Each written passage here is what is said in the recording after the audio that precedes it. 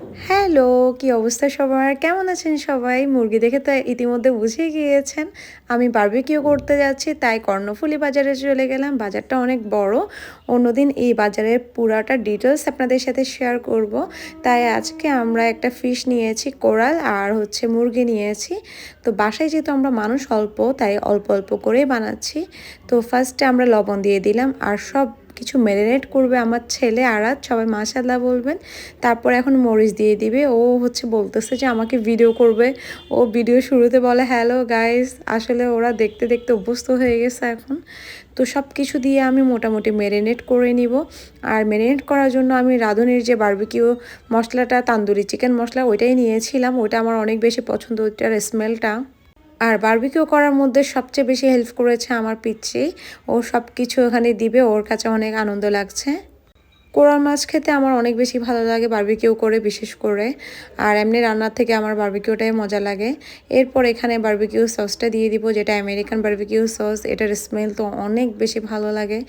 যাই হোক, এখন সব কিছু দিয়ে সুন্দর করে ম্যারিনেট করে রেখে দিব আকিবের জন্য। আকিব আসলে দেন হচ্ছে ও বারবিকিউ করা স্টার্ট করে দিবে। আর ভুলে গিয়েছিলাম টক দইয়ের কথা, তো লাস্ট মোমেন্টে এসে টক দইটা দিয়ে দিচ্ছি, যেটা আর দিতে পারবে না দেখে আমিই দিচ্ছি। আর সব কিছুই ওই দিচ্ছিল দেখেন, এই জন্য দেওয়ার স্টাইলটা একদম ছিটে বিটে হয়ে আছে। এরপর এখন পেস্ট যেগুলো করেছি, আদা রসুন পেস্টগুলো দিয়ে দিব এক এক করে। এখন রসুন দিয়েছি, আদা দিয়েছি, আর সব কিছু ভালো করে আমি হাতে মাখিয়ে নিব। অনেকে আবার কমেন্ট করতে পারেন গ্লাভস পরিনি কেন। আমার নিজের হাতের মাখানো, আমি নিজেই খাবো, সো গ্লাভস পরার কোনো প্রশ্নই আসে না, কারণ হাতের মাখানোর মজাই আলাদা। আর যাই হোক, এরপর লাস্ট মোমেন্টে এসে এখন সরিষার তেল দিয়ে দিচ্ছি। আর সরিষার তেলের স্মেল তো যখন পোড়াবে অনেক বেশি ভাল লাগবে। এখন পুরা গায়ে হলুদ করে ফেলবো মাছের, যেটাকে বলে কাটা গায়ে নুনের ছিটা দিয়েছি, এখন পুরা মশলার ছিটা দিব।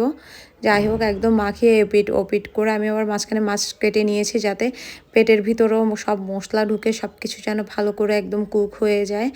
যাই হোক, এখন মুরগিটাও মাখাবো একই মশলায়, কারণ আমরা দুইটাই বারবিকিউ করতেছি এই জন্য।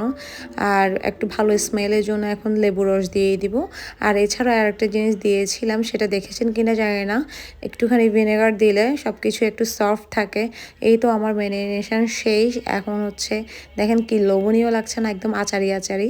আর এটা পোড়ানোর পর আরও বেশি ভালো লাগবে। এখন আগে অফিস থেকে আসলে পোড়ানোর পালা, যেটা আমরা বারান্দায় করব, ছাদে ওঠা অনেক কষ্টসাধ্য ব্যাপার আমাদের জন্য।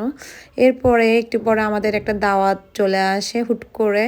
আজকে হচ্ছে এক পিচ্চি, ওর বার্থডে। ও হুট করে প্ল্যান করে যে বার্থডে করবে। তো আমরা সবাই মিলে হাজির। ওখানে গিয়ে আমরা সবাই অনেক মজা করেছি। আর ওখানেও নাস্তার অনেক কিছু আইটেম ছিল।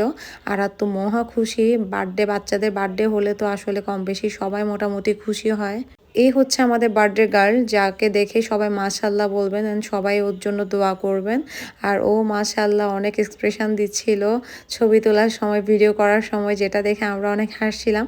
আসলে আজকালকার পোলাপাইন সবই বুঝে কিভাবে কি করতে হয়। ভিডিওটা কেমন লেগেছে আমাদেরকে অবশ্যই কমেন্ট করতে ভুলবেন না। দেখেন ও নিজে নিজেই সব কিছু করতেছে। আর এদিক দিয়ে আরাত তো একটু নারাজ, কারণ ওকে কেউ পাত্তাই দিচ্ছিল না। সমস্যা নাই, নেক্সট টাইম ওর বার্থডেও করা হবে সব বাচ্চাদেরকে নিয়ে। তো এখন বাচ্চা পার্টি সবগুলাই দাঁড়িয়ে পড়েছে। এখন হচ্ছে কেক কাট করার পালা। আর কেক কাটিংয়ের সময় আমরা মোমবাতি দিতে ভুলে গিয়েছিলাম, পরে মোমবাতি জ্বালিয়ে দেওয়া হয়। এই যে দেখেন, ও ফু দিয়ে নিভাতে পারছিল না, এটা দেখে আমরা বলতেছিলাম জোরে জোরে ফু দিতে। যাই হোক, অনেক বেশি এনজয় করেছে, মাশাআল্লাহ দিনটা অনেক ভালো গিয়েছে। আর এরপর ওর ভাইয়া, আপু, সব বাচ্চারা এসে এখন কেক কাটিং শেষ করে খাওয়ানোর পালা। যাই হোক, ভিডিওটা কেমন হয়েছে বেশি বেশি করে লাইক, কমেন্ট অ্যান্ড শেয়ার করতে ভুলবেন না। আর সবাই বাচ্চাটার জন্য দোয়া করবেন, সেই জন্য বড় হয়ে অনেক ভালো মানুষ হয়। আল্লাহ হাফেজ।